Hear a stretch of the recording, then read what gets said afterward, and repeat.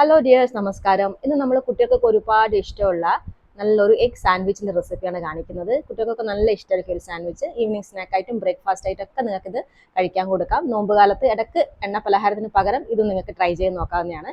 ഇതിലേക്കുള്ള മയോണൈസും കൂടെ ഞാൻ ഉണ്ടാക്കുന്നത് കാണിക്കുന്നുണ്ട്. അപ്പോൾ നമുക്ക് നോക്കിയിട്ട് വരാം.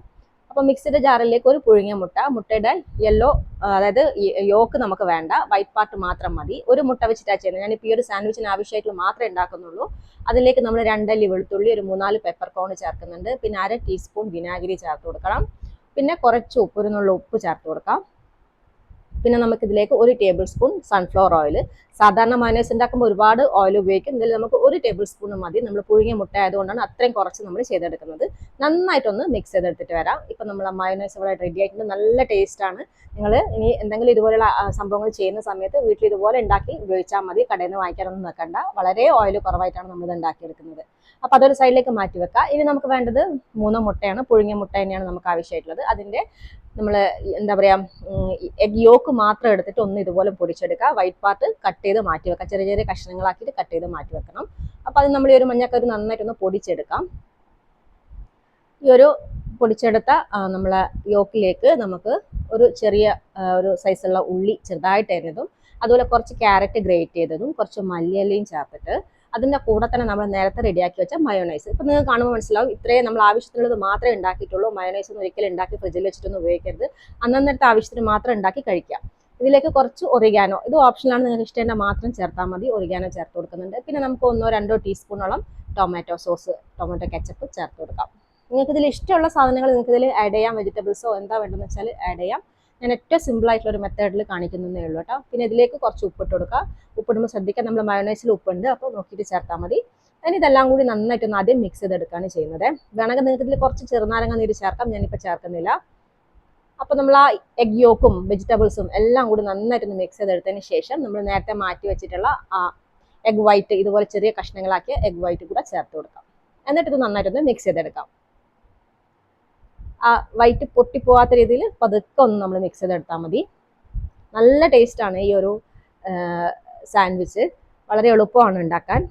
അപ്പോൾ നമ്മൾ ആ മിക്സ് റെഡിയായി. ഇനി നമുക്ക് സാൻഡ്വിച്ച് ഉണ്ടാക്കാം. ഞാനിവിടെ നോർമൽ ബ്രെഡാണ് എടുത്തിട്ടുള്ളത്. നിങ്ങളുടെ കയ്യിൽ ഇനിയിപ്പോൾ സാൻഡ്വിച്ച് ബ്രെഡ് ഉണ്ടെങ്കിലോ അല്ലെങ്കിൽ വീറ്റ് ബ്രെഡോ ഏതാ നിങ്ങൾക്ക് ഇഷ്ടമുള്ളത് അതെടുക്കാം. ആദ്യം നമ്മൾ ഇതിലേക്ക് കുറച്ച് ബട്ടർ ഒന്ന് തേച്ച് കൊടുക്കുകയാണ് ചെയ്യുന്നത്. ഇനിയിപ്പം ബട്ടർ ഇല്ലാന്നുണ്ടെങ്കിലും കുഴപ്പമൊന്നുമില്ല, പക്ഷേ ബട്ടർ ചേർത്താൽ ഇച്ചിരി കൂടെ നല്ല ടേസ്റ്റ് ഉണ്ടാവും. കുട്ടികൾക്ക് കൊടുക്കുമ്പോൾ നല്ലതാണല്ലോ.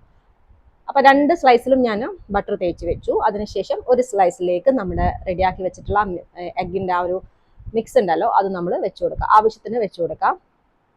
പിന്നെ നിങ്ങൾക്ക് ഇതിൽ വേണമെങ്കിൽ ഏതെങ്കിലും ലീവ്സ്, നമ്മളെ സാലഡ് ലീവ്സ് ഒക്കെ വേണമെങ്കിൽ അതൊക്കെ വെച്ച് കൊടുക്കാം. അതിനുശേഷം ഇത് നമ്മളൊന്ന് മറ്റേ സ്ലൈസ് കൊണ്ട് നന്നായിട്ടൊന്ന് അടച്ചു, നന്നായിട്ടൊന്ന് പ്രസ് ചെയ്തു. ഇപ്പം നമ്മളെ സാൻഡ്വിച്ച് ഇവിടെ റെഡിയായി. ഈ ഒരു രീതിയിൽ നിങ്ങൾക്ക് കഴിക്കാം, കട്ട് ചെയ്തിട്ട് കഴിക്കാം. ഇത് ഒരു ഫസ്റ്റ് മെത്തഡാണ് ഞാൻ കാണിക്കുന്നത്.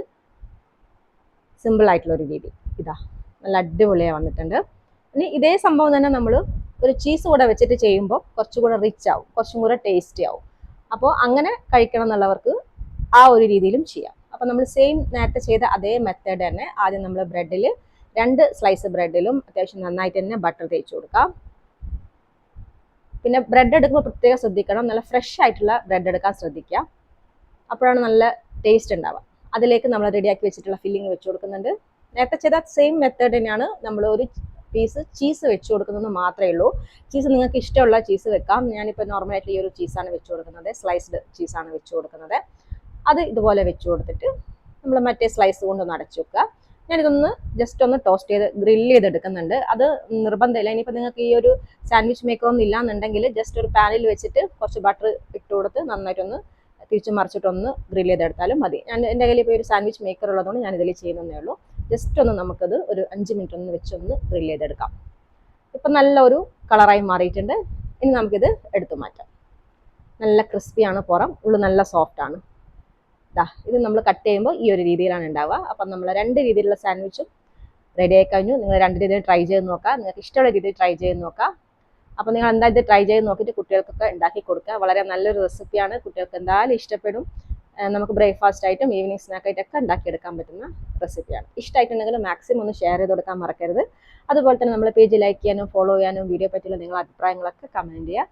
മറ്റൊരു നല്ലൊരു റെസിപ്പിയായിട്ട് നമുക്ക് വീണ്ടും കാണാം. അതുവരെ എല്ലാവർക്കും നന്ദി, നമസ്കാരം. താങ്ക്